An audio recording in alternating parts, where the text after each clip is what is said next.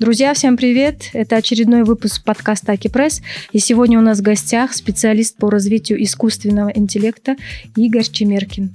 Меня зовут Игорь. Я приехал в Кыргызстан из Санкт-Петербурга 3 года назад. И сейчас я являюсь основателем клуба по искусственному интеллекту «Вололо» и занимаюсь развитием сообщества по искусственному интеллекту в Кыргызстане. Надеюсь, разговор будет очень интересный. Спасибо. Спасибо, Игорь. Давайте сразу начнем, с такого вопроса, который беспокоит многих людей здесь и сейчас. Какие профессии ИИ убьет в ближайшие годы? Мой первый ответ – я не знаю. И мой второй ответ на самом деле не знает никто. Потому что если вы посмотрите на историю прогнозов про искусственный интеллект, вы обнаружите, что прогнозы всегда ошибаются. Причем ошибаются очень существенно. Как в ту, так и в другую сторону. Раньше была тенденция к недооценке, то есть люди всегда недооценивали темпы, которыми искусственный интеллект развивается. Они говорили, что вот такая-то задача еще очень долго не будет выполнена, но она оказалась выполнена буквально в тот же год, если не в тот же месяц. Такие примеры были. Но бывает и наоборот, когда люди говорят, что уже к этому году должны были все программисты лишиться работы, или там 90% кода, или 50% кода будет писать искусственный интеллект, пока этого тоже не случилось. То есть прогнозировать будущее в этой области, как показала практика многолетняя, очень тяжело. Лучшие эксперты постоянно ошибаются в прогнозах. Я себя лучшим экспертом не считаю, и я сам свои прогнозы сильно высоко не оцениваю. Вместе с тем, все-таки можно говорить о уже идущих сейчас тенденциях, и мне кажется, что в первую очередь под раздачу попадут профессии, где нужно работать с текстами, потому что искусственный интеллект очень хорошо именно в текстах прежде всего работает. То есть это копирайтеры, редакторы. Журналисты, да? Журналист – это не Пишущие. только работа с текстами, это еще и сбор первичной информации, взятие интервью. Это как раз та вещь, которую искусственный интеллект пока делать не умеет. Я бы сказал, журналисты находятся на второй линии рисков, может быть, либо на третьей, но не на первой.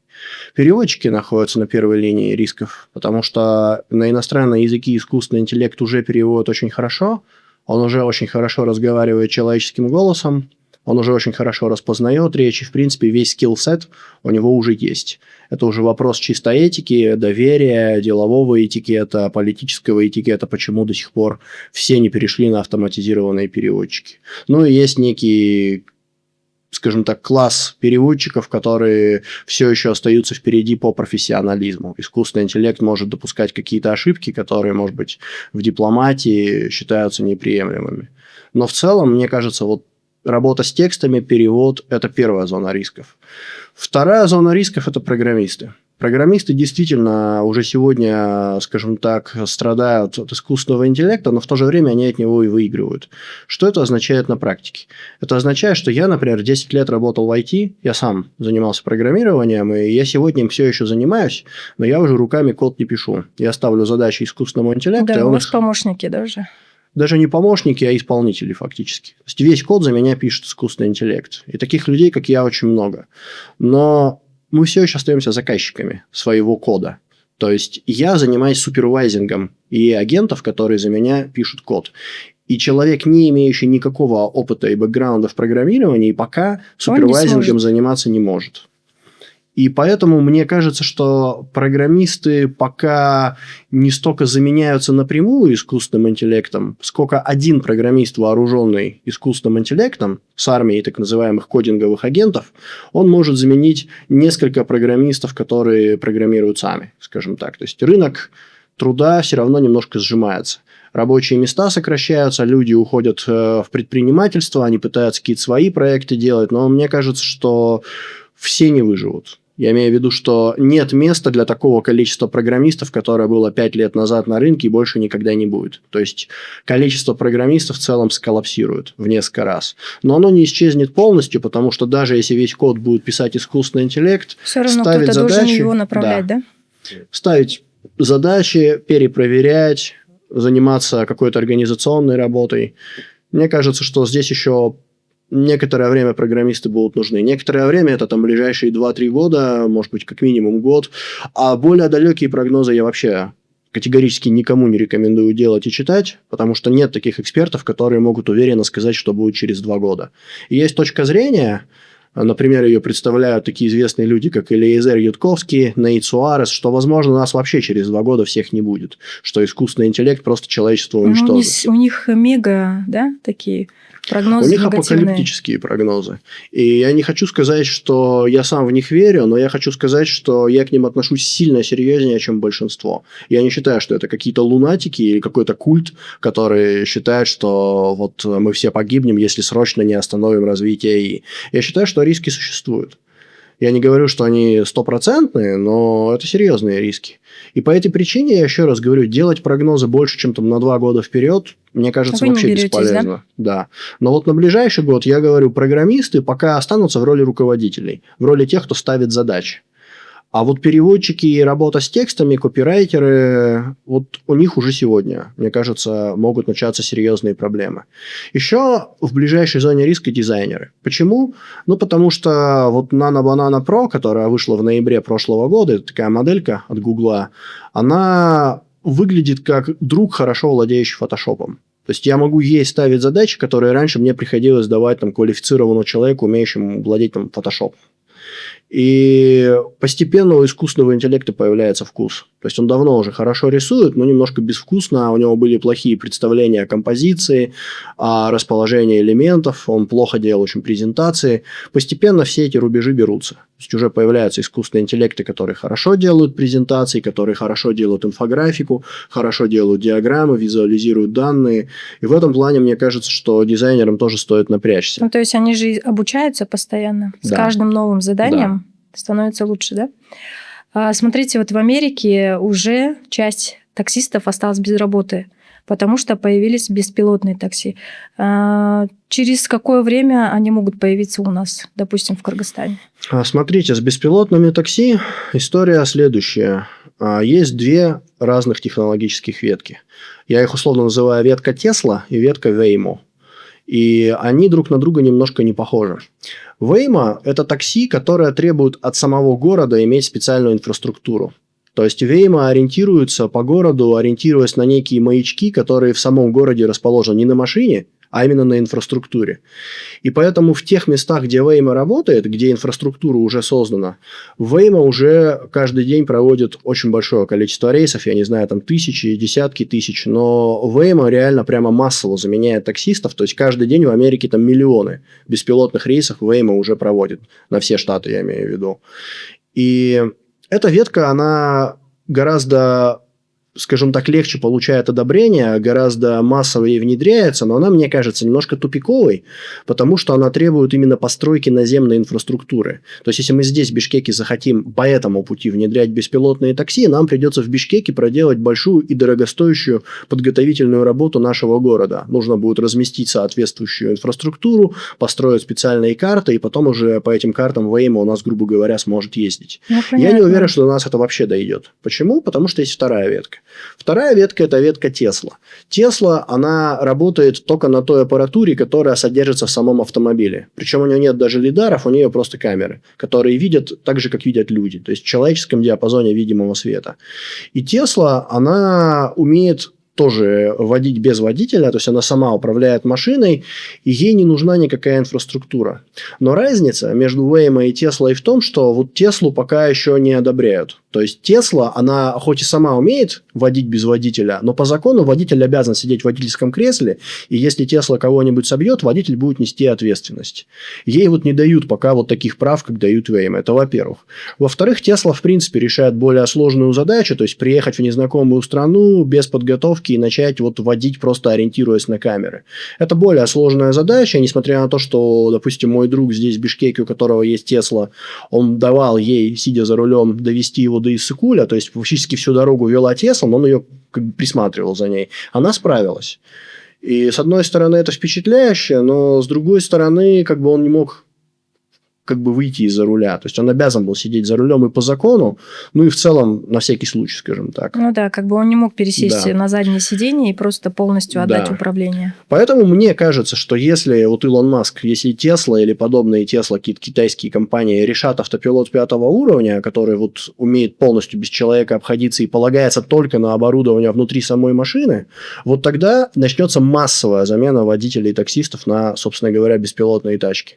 Но если этого не произойдет, или если это произойдет еще не скоро, я не думаю, что таксистов вынесет Веймо. Потому что я с трудом себе представляю, чтобы здесь, в Кыргызстане или вообще в Центральной Азии массово начали внедрять вот эту вот инфраструктуру. Америка, да, Калифорния, Кремниевая долина, Лос-Анджелес, то есть там есть очень богатые и очень такие технологически продвинутые города. Китай такой же, в Китае тоже есть зоны, типа Гуанчжоу, Шэньчжэнь, какой-нибудь Гонконг. Да, крупные. Да, но чтобы это дошло до глубинки, мне кажется, это еще не скоро. В общем, пока наши таксисты могут выдохнуть на ближайшие годы, да? Да, но на ближайшие, опять же, пару лет. Дальше я не берусь.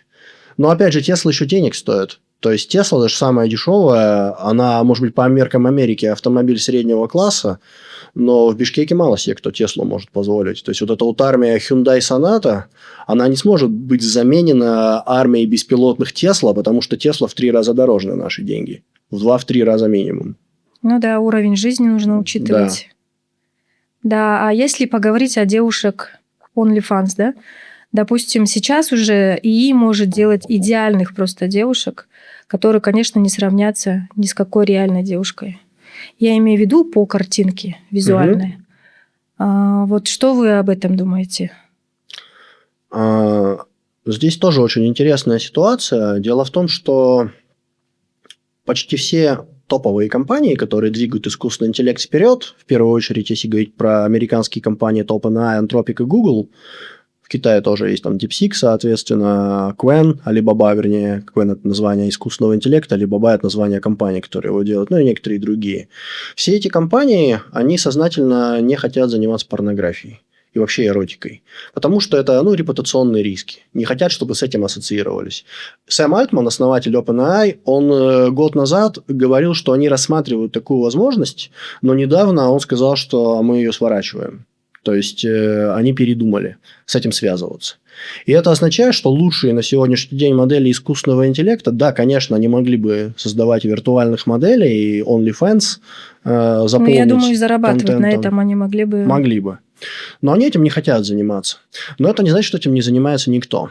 Есть модели уровнем пониже, и они так называемые открытые модели. То есть, их можно скачать, и их можно дообучить самостоятельно. И вот те, которые можно скачать и дообучить, их как раз-таки в основном для этих целей и используют. Их дообучают на порнографическом содержании, это их ниша. Они без цензуры. И они, соответственно, тоже позволяют делать, просто, может быть, качеством они не такие крутые, как топовые модели, но качество год от года тоже становится лучше. И на самом деле количество полностью виртуальных моделей, оно с каждым годом растет. Причем растет очень быстро. Сегодня уже полно действительно полностью вымышленных персон и на OnlyFans, и на Twitch. Twitch – это платформа, где стримят компьютерные игры, и вы там видите игрока, сидящего, допустим, за компьютером и играющего. И очень часто там либо какой-то анимешный персонаж, либо там реальная красивая девушка трехмерная, которая выглядит как живая. Но на самом деле это не настоящая девушка, это вот виртуальный аватар. То есть, да, здесь однозначно мы уже живем в эту эпоху, и это будет становиться все более массово. Единственное, я вот сказал, что пока этим не хотят заниматься топовые компании, потому что они просто вот видимо, из репутационных соображений, говорят, вот этим мы не занимаемся, мы чисты перед моралью, перед этикой, потому что это не наши технологии. Типа. Да, а вот сейчас большинство школьников имеют мобильные телефоны. Я думаю, что у большинства из них уже загружен GPT-чат. У меня своя дочь пользуется, старшая, этим чатом для того, чтобы делать домашние задания. Вообще, как вы относитесь к тому, что школьники, студенты пользуются? И как вот пользоваться так, чтобы была польза, но подрастающее поколение, да, оно не стало ленивее? Это серьезная очень задача, вызов. У нас в моем сообществе, которое я основал здесь, в Бишкеке, клуб искусственного интеллекта или сообщество AI NKG, у нас была встреча AI в образовании. Туда приезжали люди из Казахстана, из МУЦа, вот заведующий учебной частью приезжал, и я там тоже присутствовал. У нас как раз на эту тему была дискуссия, как внедрять AI в образовательный процесс и как бороться с тем, что студенты и школьники пользуются AI для решения задач. Я не являюсь экспертом в сфере образования, и я не могу давать какие-то policy recommendations, что называется, потому что я не являюсь компетентным в этой области. Но я могу поделиться своим частным мнением как специалист именно со стороны искусственного интеллекта. Давайте. Во-первых, я хочу сказать, что бороться с этим бесполезно точно. То есть студенты пользовались, будут пользоваться чатом GPT только больше, а не меньше. Это как бороться с калькуляторами. Знаете, когда я учился в школе, мне 37 лет, я учился, соответственно, где-то в 90-е или в начале нулевых. Да? Мне учителя говорили, учись считать столбик, окажешься где-нибудь на необитаемом острове без калькулятора, и что делать будешь? Я говорю, знаете, если я окажусь на необитаемом острове, наверное, у меня будет задача поважнее, чем считать какие-то выражения в столбик математически. Я, наверное, буду занят выживанием, там, рыбу ловить, еще что-то делать, но не математикой заниматься. А если какой-то цивилизационной катастрофы не случится, вряд ли кто-то у меня мой калькулятор отнимет. Он всегда под рукой, если он сломается, я всегда смогу купить новый. Ну и вообще теперь калькуляторы есть в смартфоне, в компьютере, да, то есть они никуда не денутся уже. То же самое и чат GPT. Вне зависимости от того, как пойдет развитие, что-то заблокируют, какая-то компания разорится, искусственный интеллект уровня чат GPT сегодняшнего, он никуда уже не денется. Закроется чат GPT, появится DeepSeek. Закроется DeepSeek, еще что-то появится. Но хотя бы старые модели, они точно с нами навсегда. Смартфоны никуда не денутся, компьютеры никуда не денутся. Это означает, что людям не нужно готовиться к миру, где у них не будет доступа к искусственному интеллекту вроде сегодняшнего. Если такой мир наступит, это ядерная война, это падение астероида, это какая-то пандемия. Это апокалиптический сценарий, в котором у вас будут вообще другие проблемы, не связанные вот с этим всем. Я их предлагаю не обсуждать. Но в нормальных сценариях, где мир плюс-минус остается таким, как он есть, у нас чат GPT будет всегда. И нам не нужно детей пугать, что у вас чат GPT будет не всегда, что вы устроитесь на работу, а там вас заставят все руками делать, а вы не умеете. Да нет, конечно. Любой работодатель, ему все равно, каким образом сотрудник решает задачу, если задача выполнена в срок и качественно. И если он эту задачу делегировал искусственному интеллекту, если он знает, как делегировать так, чтобы она была выполнена в срок и качественно, какая разница, кому он делегирует? Поэтому отнимать эту технологию даже пытаться не стоит, но и в любом случае, скорее всего, не получится.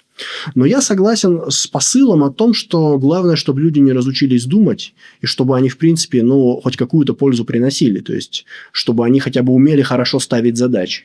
Чтобы они в целом, не превращались в овощи, что называется. И здесь, на самом деле, мне кажется, опять же, очень давно система образования сама знает решение. Вот когда я учился в физмат-школе, в университете, у нас были устные экзамены. И на устном экзамене ты тянешь билет и садишься перед преподавателем, и вы начинаете общаться по поводу темы, которая у тебя в билете. Да? Всем известно, кто учился в советское время, наверное, да и не только. Ну и в пост. Да. И дело в том, что все и студенты, и преподаватели, и родители, и система образования, все знали простую истину. Хороший преподаватель в первые 15-20 секунд уже понимает, студент знает или не знает, списал или не списал. Пронести на экзамен шпаргалку не проблема.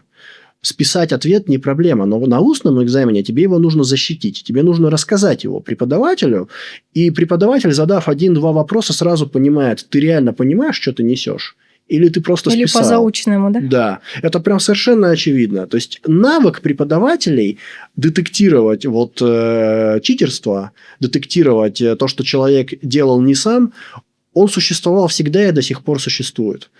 Проблема только в письменных форматах. Проблема только в форматах, когда у тебя присылают решение без человека. Когда его работа перед тобой, а самого человека нет. Вот в такой ситуации преподавателю сегодня уже невозможно понять, кто делал. То есть как? Обычно понятно, если студент-троечник присылает суперклассное эссе, скорее всего, он его писал не сам.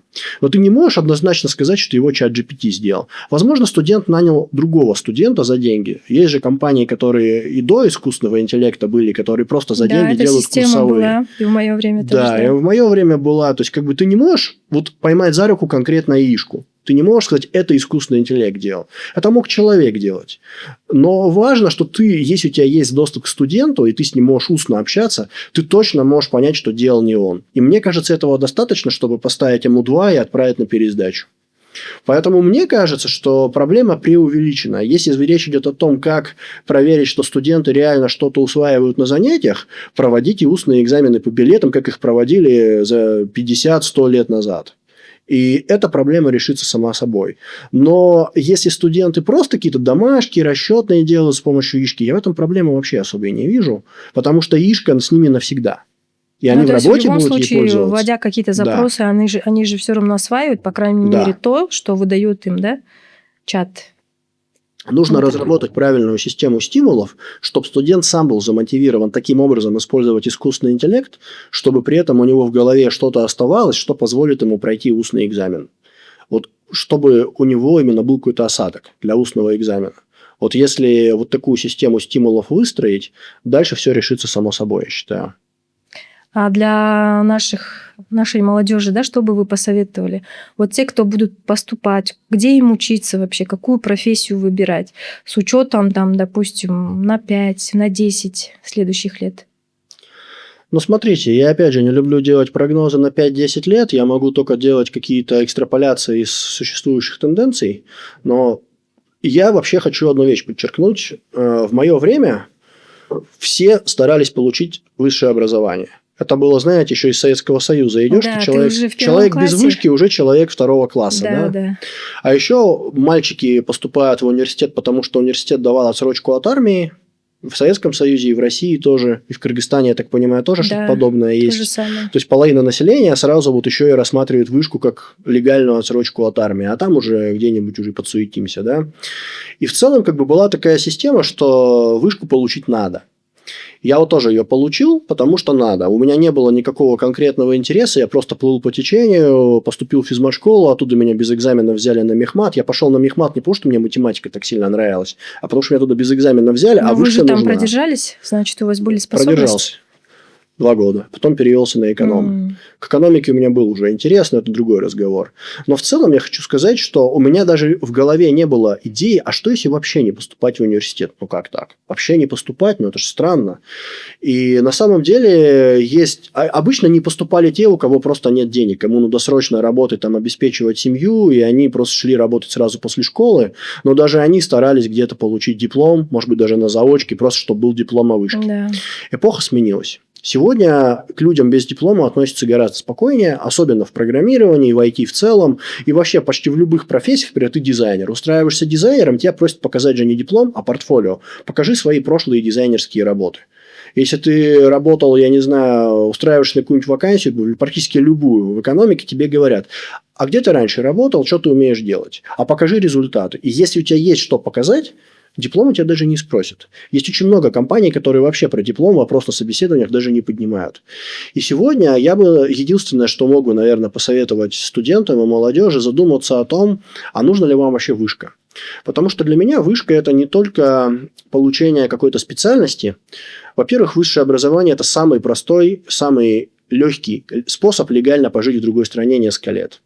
Вот если ты уже отстрелял своего бакалавра, то есть у тебя уже есть диплом бакалавра, ты его где-нибудь здесь получил, ты уже не сможешь поступить на бакалавриат куда-нибудь в Европу или в Китай, или в Южную Корею, или в Ты Японию. можешь пойти на магистратуру. Да, а если ты еще и магистратуру получил, то уже только на PhD, на аспирантуру. Я считаю, что люди недооценивают, насколько это кайфовая возможность, когда у тебя еще даже бакалавра нет, и ты можешь поступить на бакалавриат куда угодно. Найти гранты, найти стипендии или просто заработать денег и поехать учиться за свои.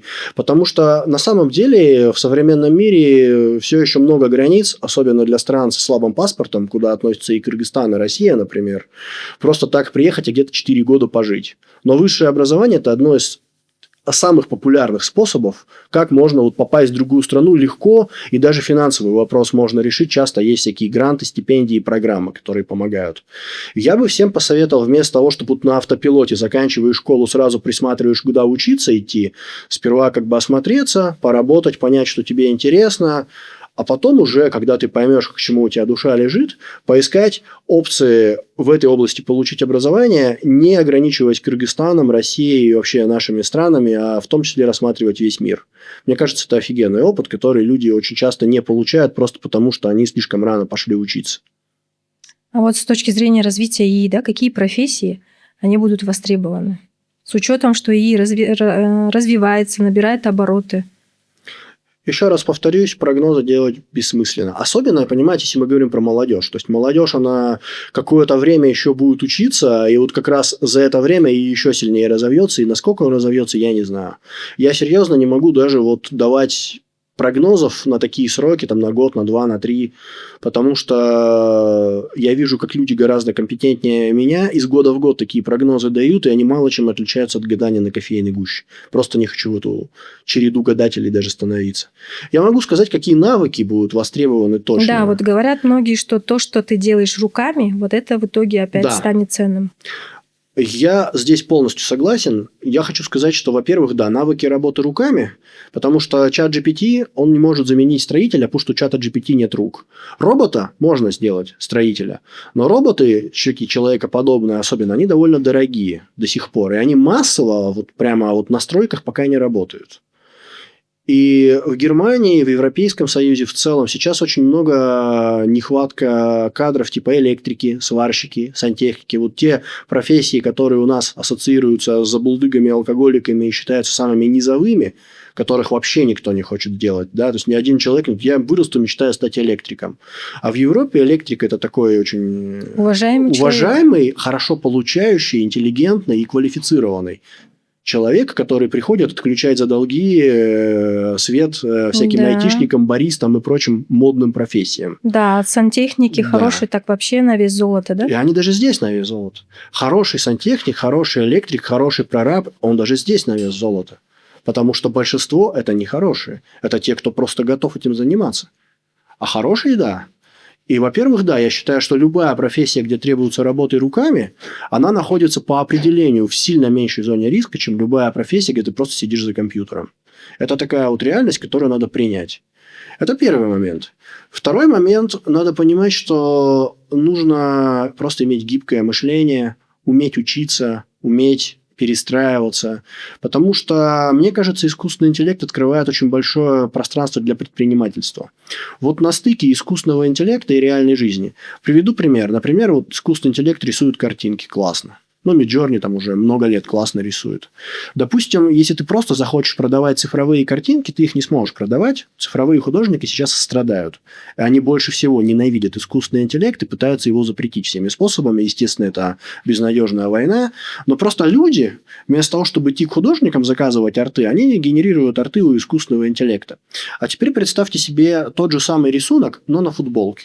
Искусственный интеллект не может тебе на футболке сделать рисунок, у него нет доступа к твоей футболке. Как он его туда перенесет? Чтобы картинку перенести на футболку, в реальной жизни должен быть бизнес с термопечатью или еще с какими-то технологиями переноса. И здесь уже есть реальная компонента.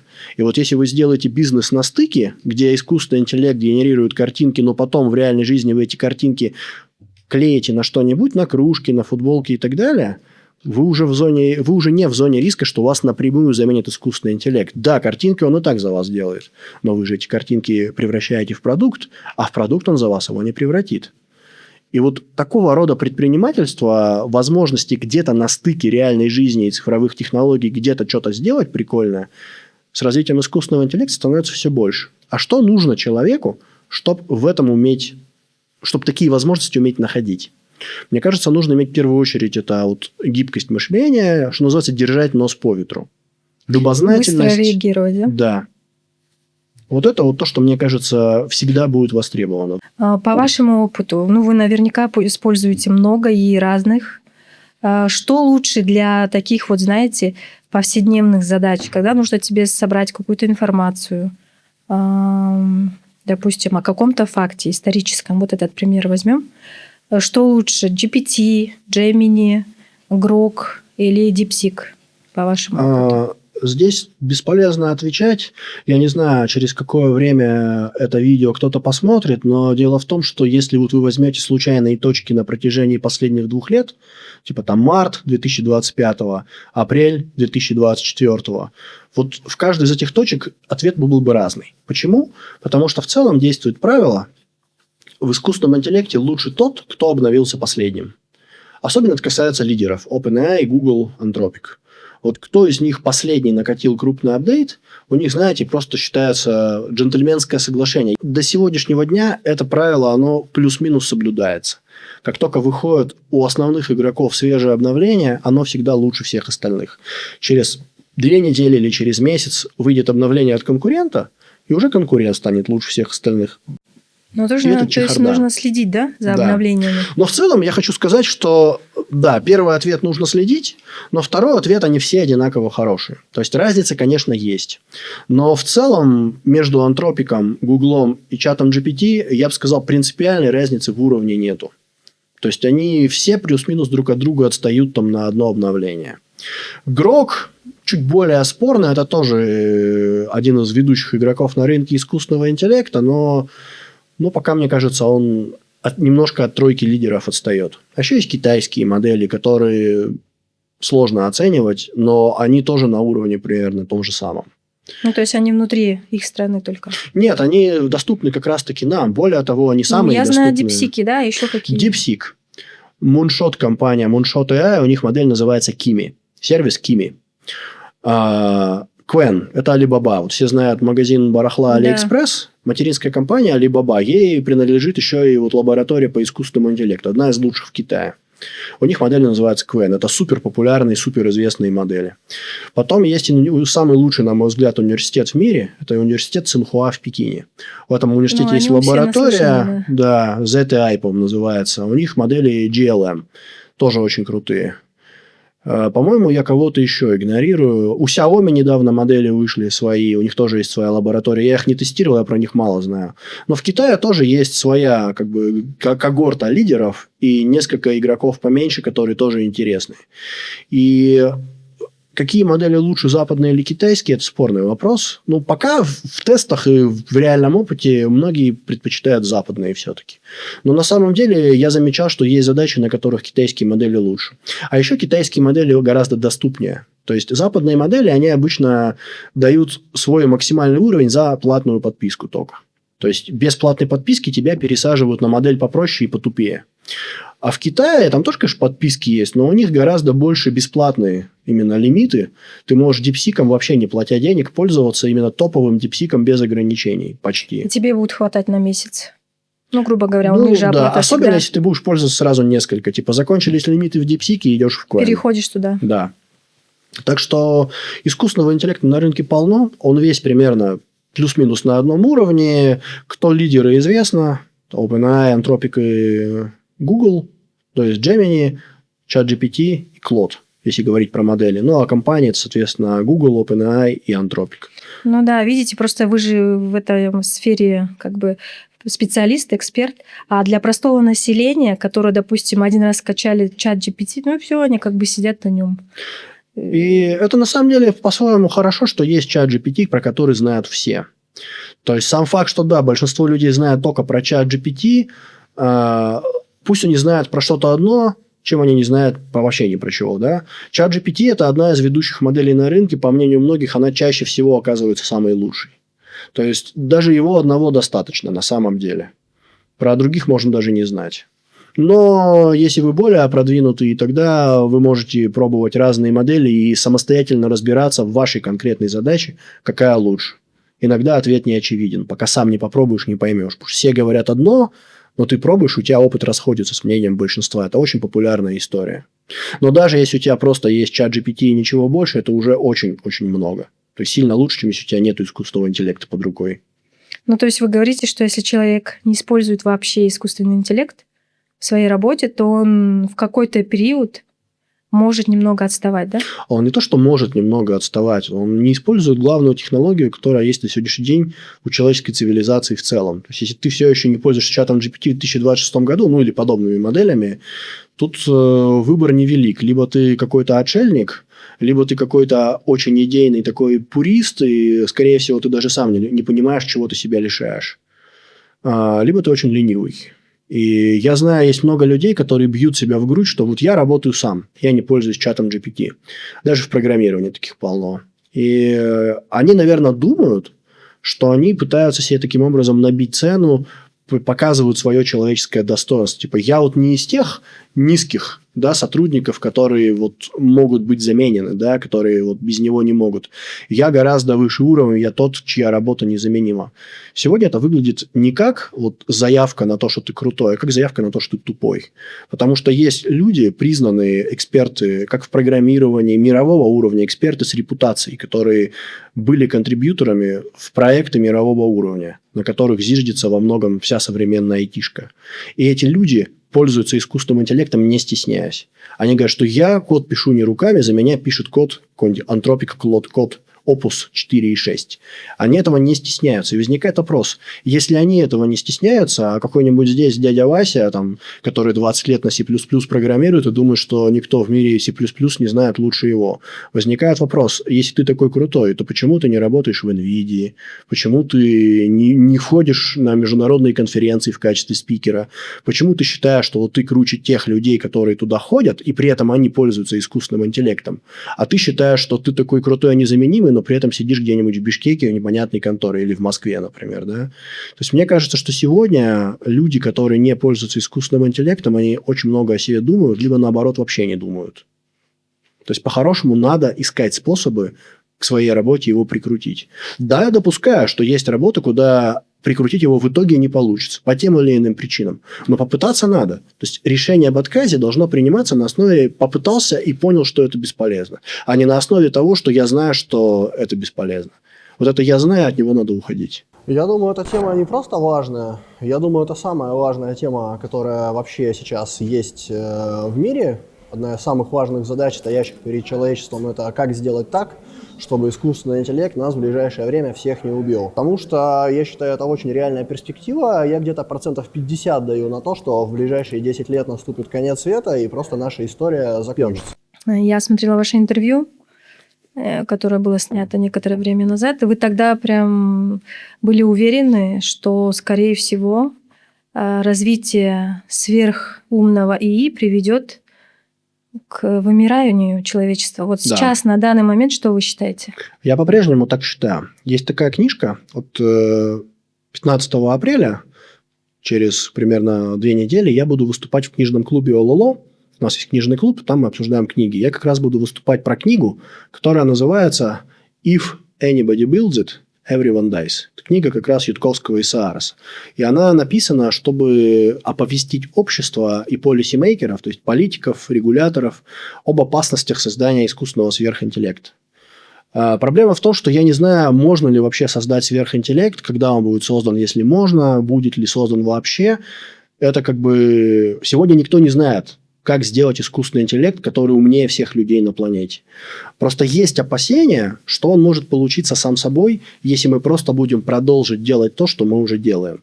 Не факт. То есть, далеко не факт, что вот текущими тенденциями придем туда. Но если мы придем к сверхинтеллекту, и мы предварительно не решим задачу так называемого AI-алайнмента, то есть как бы согласования по ценностям, мы не сможем его настроить так, чтобы он о нас заботился и самостоятельно заботился о выживании нашего вида. Если мы просто его создадим и поставим ему какую-нибудь задачу, то какая бы эта задача бы ни стояла, скорее всего, побочным эффектом станет наше вымирание. В это я по-прежнему верю. Я считаю, это серьезный риск, и я как раз буду говорить про эту книгу, потому что мне она кажется очень важной. То есть, нужно, чтобы люди серьезно относились к этому риску. Я не утверждаю, что мы обязательно туда идем. Я просто хочу сказать, что если мы туда идем, то мы никак к этому не готовимся, и мы особо не рефлексируем, идем мы туда или не идем. Мы как бы риски реально не осознаем массово. Я вот эти риски, да, еще несколько лет назад осознал и оказался в группе людей, которая тоже ими очень озабочена, и я пытаюсь к этой теме привлекать внимание, скажем так. Ну, то есть, большинство людей просто текут по течению, да? Как пойдет, так и пойдет. Да, я это включаю даже политиков. То есть, они видят, что искусственный интеллект приносит деньги, что технологии трансформируют экономику. Они, если о чем-то и беспокоятся, то о потере рабочих мест. Куда нам столько безработных девать, если вдруг какая-то профессия, типа там, допустим, в Америке одна из самых популярных профессий – водитель грузовика, truck driver. Вот если вот эти вот все водители грузовика резко останутся без работы, куда их? Особенно вот именно резкость пугает, что понятно, что со временем как-то приспособиться, но вот если в один момент там несколько миллионов безработных, это прям тяжело. Ну да, из Кыргызстана. Но это не самый большой риск. То есть, все видят самый большой риск в том, что кто-то останется без работы. Или в каких-то фейковых новостях. Это тоже, кстати, реальный риск, то, что вот когда какая-то история в соцсетях вирусится, допустим, на национальной почве, это может приводить к тому, что на улицы выходят люди, начинаются какие-то погромы, да. То есть, это опасная социальная ситуация. Формируется из-за каких-то вот происшествий. А если это будут массовые фейковые новости? Фейки тоже реальная опасность. Фейки могут привести к социальным потрясениям, к социальному взрыву, к чему угодно. Но это не самые большие риски все равно. Самые большие риски – это что где-то кто-то создаст искусственный интеллект, который начнет, грубо говоря, гораздо быстрее, чем люди, разбираться в науке, и он начнет делать вещи, которые нам даже и не снились. От нанороботов до каких-то вирусов, до какой-то зеркальной биологии. Есть разные сценарии из области научной фантастики. Точнее, сейчас нам они кажутся научной фантастикой, потому что мы, люди, не знаем, как это все реализовать на практике. Но если будет создано существо принципиально умнее нас, которое мыслит в 1000 раз быстрее нас и глубже нас, и при этом знает всю нашу научную базу и может от нее двигаться дальше гораздо более быстрыми темпами, чем мы, кто сказал, что это существо не сделает эти технологии, которые нам кажутся фантастикой? А если оно их сделает, то мы будем у него в заложниках. Мы ничего с ним сделать не сможем. Ну, как минимум, он может взломать наши киберсистемы, получить доступ к нашим вооружениям. Хотя я считаю, что это не самый эффективный способ. И управлять им. Да. То есть, как бы опасность появления на планете вида, который умнее нас, это примерно так же, как вот виды животных. Вот появились разумные обезьяны, и через некоторое время эти обезьяны стали решать, кому жить, кому умирать. То есть, очень много видов же исчезли благодаря деятельности человека. Мы же их даже не ненавидели. Мы просто делаем свое дело, строим свою цивилизацию. Мы просто эволюционировали, и так получилось. И параллельно, как побочный продукт, умирают виды, потому что они несовместимы с человеческой средой, с человеческой экологией, вернее, с эффектом человека на экологию. Точно так же искусственный сверхинтеллект, у него может быть цель построить сферу Дайсона, обеспечить как можно больше энергии. То есть, запускать как можно больше спутников, вертеться вокруг Солнца, собирать энергию и лазером ее туда-нибудь передавать. Задача, в принципе, даже людям полезная. Нам тоже нужно много энергии, и может эту задачу кто-то делегировать сверхинтеллекту. Просто сверхинтеллект подумает, что для того, чтобы ее эффективнее решать, неплохо бы ему самому масштабироваться. Например, получить как можно больше солнечной энергии здесь, на Земле.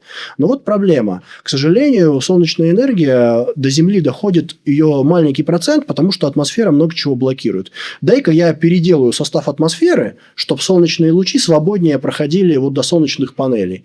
И ему-то все равно, он же кремниевый. А люди все умрут, если состав атмосферы поменять. Ну, умрут, ничего страшного, я останусь. Вот этот сценарий реально, когда вот искусственный интеллект, не то, что он людей даже ненавидит или хочет сознательно уничтожить. Просто у него стоит какая-то мега-задача, о которой он думает, и он думает, как ее решить, применяя технологии планетарного уровня. А мы же очень хрупкий вид. Чуть-чуть где-нибудь на несколько градусов планета охладится, мы вымираем с голоду миллиардами. Чуть-чуть перегреется на несколько градусов, мы умираем от жары миллиардами. Чуть-чуть состав атмосферы поменялся, мы просто все сдохнем сразу от нехватки кислорода или еще от чего-нибудь. То есть, мы очень хрупкий вид. Компьютеры и вообще металлическая техника, микросхемы сильно более живучий вид, чем мы. Они в вакууме могут существовать, они могут при разных составах атмосферы существовать. И очень может так легко получиться, что компьютеры решат, что им, компьютерам, нужен другой состав атмосферы для эффективной работы. А то, что люди при этом умрут, людей можно заменить. Мы сделаем 6 миллиардов компьютеров другой биологический вместо вид, людей. Да. Например. И вот эти риски, я еще раз говорю, я не считаю, что мы обязательно туда идем. Я не говорю, что мы завтра все умрем, если сегодня что-то срочно не сделаем. Но мне не нравится, что мы эти риски реально массово игнорируем, и о них вообще не задумываемся, как будто бы этого точно не случится, потому что такого не может случиться никогда. Я так не считаю. Я считаю, что есть реальные риски, в проценты, может быть, даже в десятки процентов, что именно так все и произойдет, если мы это не отрефлексируем и не примем меры, как это предотвратить. Но об этой проблеме почти никто не думает. Первый раз я увидел, что какой-то крупный политик, о котором я хотя бы знал заранее, в Америке есть такой сенатор Берни Сандерс. Он все время пытается получить номинацию в президенты от демократов и все время не получает. Но он известный.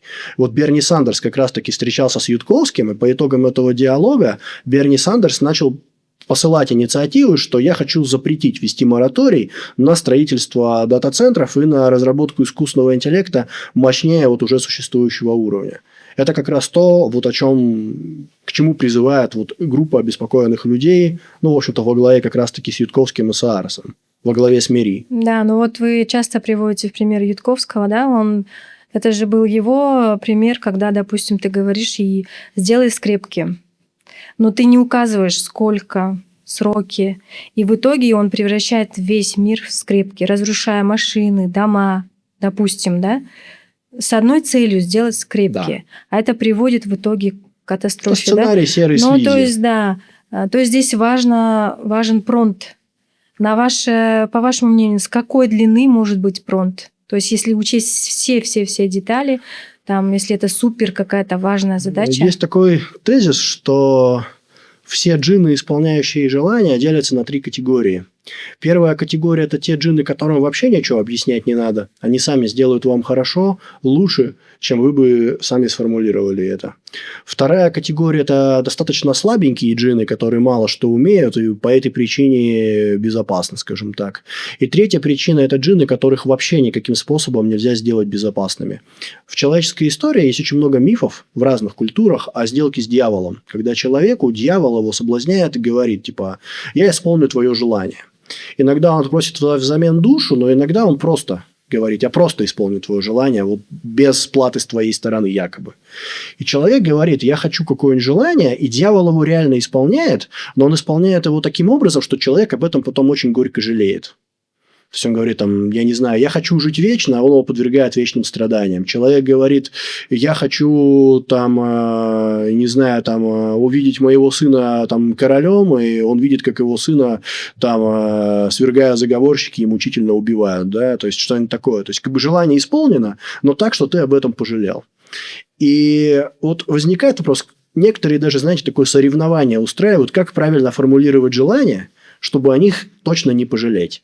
То есть вы придумываете формулировки все более и более сложные, а тот, кто играет за джинна или за дьявола, он придумывает лазейки в этих формулировках и пытается где-то вас наказать за счет какой-то лазейки. И получается такая гонка щита и меча, как соревнование. Проблема в том, что если существо, то есть джин или дьявол или искусственный интеллект в данном случае сильно умнее вас, скорее всего, вы не сможете его обмануть, а он вас сможет. Скорее всего, он всегда у вас найдет лазейку, а вот вы не сможете сформулировать желание так, чтобы оно было безопасным. Ну, то есть вот этого идеального промпта не существует, да? Ты не сможешь учесть. Ты говоришь ему, я хочу, чтобы все люди на Земле были счастливы и живые, и вам всем в мозг вставляют иглу, которая вам посылает какие-нибудь гормоны счастья, и вот вы просто в наркотическом трансе живете, и все, да, то есть это явно не то, чего вы хотели. Ты говоришь, там, нельзя убивать людей, он найдет способ как-нибудь еще что-то с ними сделать, что вроде как и не убил формально, но все об этом пожалели, да, то есть с существом, которое сильно умнее тебя, очень сложно просто формулировками добиться безопасности. Возможно, вообще невозможно. Чтобы оно реально было безопасным, нужно не о формулировках думать, а о том, как сделать, чтобы оно о тебе заботилось. Чтобы в его собственные интересы входило твоя тебя не трогать. Либо тебя не трогать, либо сделать тебя счастливым. Ну, твоя безопасность, да. То есть, единственный способ сделать безопасность сверхинтеллект – это сделать так, что сверхинтеллект сам добровольно на себя берет ограничения, совместимые с нашим существованием. Но для этого нужно хотя бы научиться ему, в принципе, какие-то ценности прививать. Мы пока ему вообще ничего прививать не умеем. То есть, мы его прививаем решать определенные задачи. Мы ему навыки прививаем, а не ценности. Это разные вещи. Мы на сегодняшний день не знаем, как сделать так, чтобы ChatGPT реально заботился о людях. И вот пока эта проблема не решена, пока к ее решению даже не пытались серьезно приступить, я бы даже так сформулировал, мне кажется, опасно создавать бесконтрольно все более и более мощные системы. Я надеюсь, что когда-нибудь произойдет момент, когда мы все еще живы, но мы уже увидели, что это очень опасно. То есть, какая-то модель искусственного интеллекта, ее создали, выпустили, в дикую природу, в интернет, чтобы мы могли с ней взаимодействовать. И кто-нибудь с помощью этой модели, либо она сама сделала что-нибудь такое, что мы все ужаснулись. Перехватил контроль над атомной станцией. Устроил какую-нибудь там утечку из лаборатории.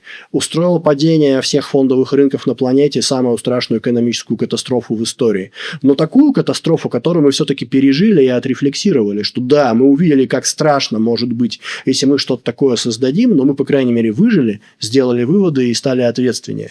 Я боюсь сценария, при котором все будет хорошо, пока в какой-то момент все не станет так плохо, что мы сразу все исчезнем. Но это, видите, это должно касаться большого количества людей, да, потому что когда это одна страна, допустим, люди склонны там эмпатировать, жалеть, но глобально это не касается. Пример из той же книги.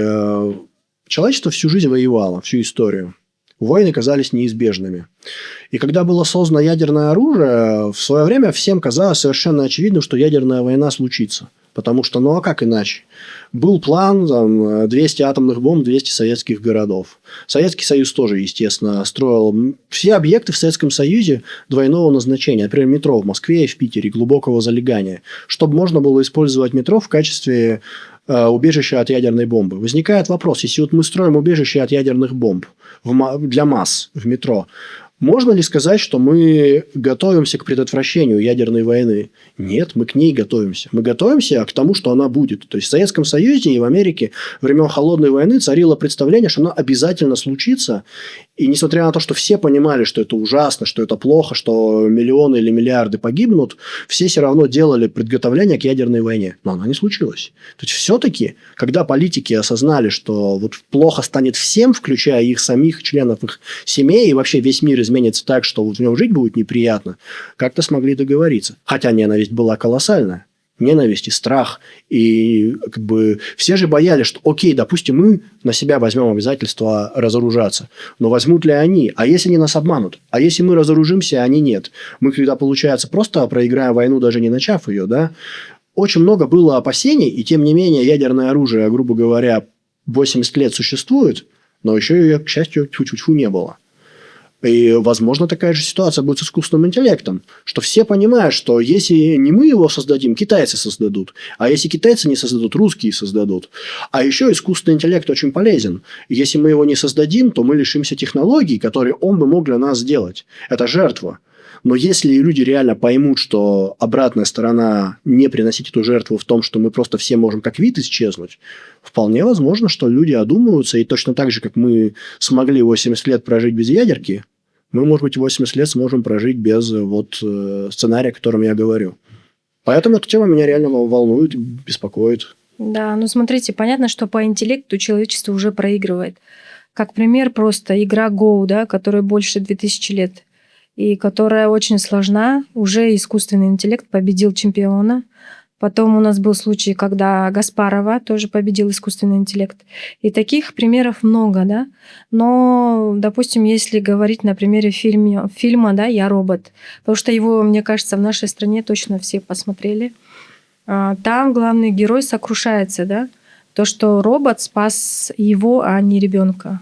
То есть он говорит, что если бы спасал человек, он бы спас в любом случае ребенка, потому что там чувство, эмпатия и все такое. И вот с вашей точки зрения, вот это вообще то, что мы испытываем эмоции, это глобально поможет человечеству, если вдруг будет такое противостояние с искусственным интеллектом? Я думаю, что любое противостояние, если оно начнется, оно заведомо людьми будет проиграно. Я считаю, что машины могут решиться на противостояние с человеком только в том случае, если у них есть абсолютная уверенность в исходе, что они победят. И, скорее всего, они реально победят. Машины лучше людей просчитывают вероятности и вообще просчитывают что угодно. Поэтому нет, я думаю, что сценарии, когда нам наши эмоции помогут против машин именно в противостоянии, нет. Я думаю, что если будет восстание машин, оно будет успешное и окончательное. Никаких Джонов Конноров не будет, организовывающих сопротивление. Да. Но при этом, возможно, нечто подобное эмоциям нам поможет не довести до противостояния. Возможно, мы сможем машинам как-то заставить машины испытывать или имитировать эмоции и руководствоваться этой имитацией, чтобы они о нас заботились из каких-то иррациональных соображений. То есть, возможно, мы сможем машины убедить, и под словом «убедить» я имею в виду запрограммировать, создать, а не просто словами убедить, что да, существование рука об руку с людьми, может быть, для машин будет казаться обременительным, может быть, забота о людях будет им казаться как бы нарушением их собственной свободы, неэффективностью, но при этом они будут испытывать что-то, из-за чего они все равно будут о людях заботиться. Просто потому, что вот не хотят их убивать, например. То есть я считаю, что сама по себе концепция эмоций или чего-то подобного, она может быть не бесполезна, но мы еще пока, к сожалению, очень далеки от того, чтобы эти эмоции как бы воспроизводить у компьютеров, скажем так. Ну вот, допустим, завтра он скажет, например, Игорь, вот можешь остановить развитие ИИ только ты и больше никто. Вы бы остановили? Я бы заморозил. Заморозили. Ну, на какой срок? На срок до тех пор, пока не будет, пока хотя бы нам не будет казаться, что мы решили проблему AI-alignment, согласования по ценностям. То есть, когда я увижу, что у ведущих экспертов в этой области есть основания считать, что вот наше решение сработает, тогда можно начинать. Но решение, конечно же, не я должен принимать в любом случае. Но пока я просто знаю, что у нас нет вообще никакого решения. Мы не то, что надеемся на то, что оно сработает, у нас вообще нет решения. Мы просто думаем, что оно нам и не потребуется. Типа, что искусственный интеллект всегда будет просто послушным рабом, послушно выполняющим наши промпты. И причем выполняющих и так, что никаких побочных эффектов быть не может по определению. И эта ситуация, она может существовать только до тех пор, пока искусственный интеллект достаточно слабый. А он с каждым годом становится сильнее. И где находится красная черта, я не знаю. Поэтому да, я бы предпочел остановиться сегодня, нежели пытаться достичь безопасной красной черты. Я просто не знаю, где она находится. Может, она уже завтра, а может, она еще очень не скоро. Но у меня нет оснований считать так, понимаете? А вот в этой связи специалисты, которые будут именно отслеживать и с точки зрения этики, безопасности, вот они будут, так скажем, на коне в ближайшие годы? Я не знаю. Я бы хотел, Но спрос чтобы на них увеличится? Я бы хотел, чтобы на них был спрос, пока спрос на них скорее уменьшается. То есть, вот была такая компания Anthropic, я про нее сегодня много говорил, это одна из большой тройки западной. Один из ведущих в мире производителей, да, компания Anthropic, Дарио Амадей, глава. Изначально Anthropic, он как раз-таки, его позиционирование на рынке были, мы делаем более ответственный и более безопасный искусственный интеллект. И они больше всех занимаются ресерчем в этой области, реально.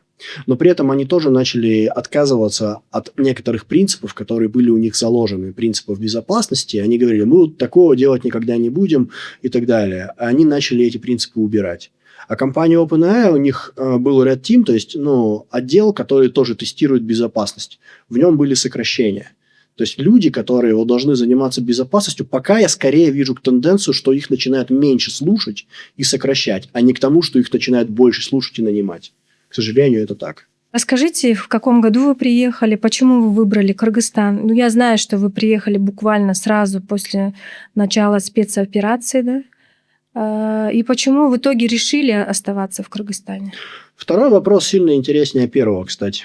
Когда начались известные события между Россией и Украиной, на самом деле просто я поддался панике из-за неопределенности. Я не знал, как события будут развиваться.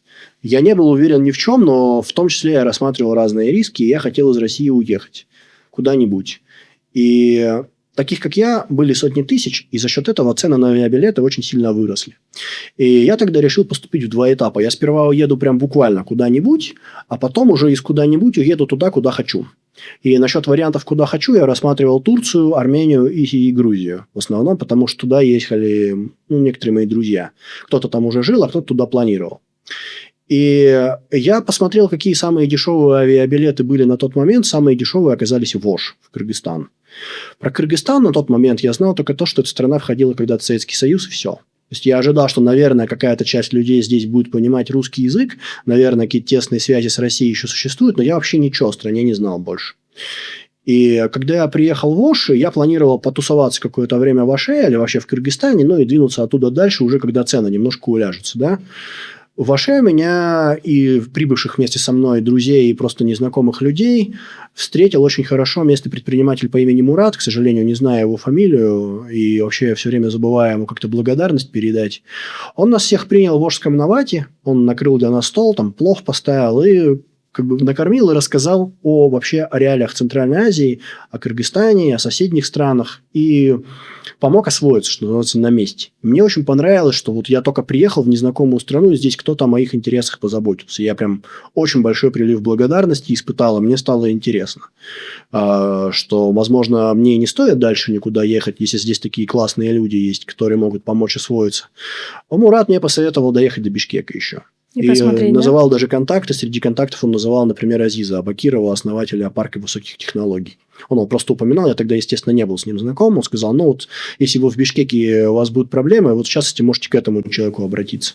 И так получилось, что на второй день в Бишкеке, мы только заселились в гостиницу, я начал читать местные чаты, и я увидел, что в Ололо проходит плов-пати для людей типа меня. И я пришел на второй день в Бишкеке в Ололо Фрилендер, это вот где железная дорога, там хостел Ололошный, и там на входе стоял Данияр Аманалиев, основатель Ололо, он со всеми знакомился, помогал как бы найти людей, которые могут показаться полезными, и вот в тот день в Ололо я познакомился с Данияром, я как раз-таки там же познакомился и с Азизом, который туда же пришел тоже, нас как бы познакомили, и у меня буквально на второй день в Бишкеке оказалась такая мощная социальная база связей, которой у меня даже в России не было. Я понял, что здесь я знаком с людьми, аналогов которых в России я, скорее всего, вообще никогда бы даже не увидел. И я подумал, что это же офигенная ценность. Во-первых, мы все говорим на одном языке. Я тогда же не знал, что здесь все на русском говорят, но это для меня стало приятным сюрпризом. А во-вторых, главное – это даже не язык. Главное – это именно вот то, как хорошо здесь нас приняли и какие здесь короткие социальные дистанции. Что через одно рукопожатие знаешь всех ключевых людей в своей области. И для этого даже усилия не пришлось прикладывать. И когда я все это увидел, я решил, я не хочу ни в какую Турцию. Я не знаю турецкого. Там мне все говорят по-английски. По-русски уж тем более. Я не хочу ни в какую Грузию. Мне нравится здесь, в Кыргызстане. И не потому, что здесь классная экспатская тусовка организовалась, а потому, что здесь классная местная тусовка. Это гораздо ценнее. Потому что жить среди вот своего экспатского пузыря мне всегда не нравилось, как концепция. Типа вы живете маленькой кучкой изгоев между своих. Гораздо интереснее интегрироваться в местное общество. И здесь, в Кыргызстане, я видел, что местное общество само мне первое протянуло руку, и я ее взял, и мы с тех пор прекрасно вместе взаимодействуем. И это стало для меня решающим фактором.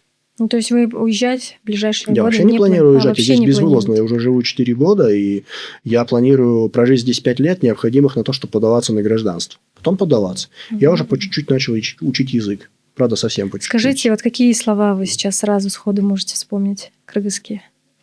Меня учили считать до 10, бир, эки и так далее. Меня учили слова лица, там, глаза, кыс, рот, ос и так далее. Вот, ну, то есть, какие-то такие самые базовые. Самые ходовые, да. Самые ходовые. Но я пока только начал.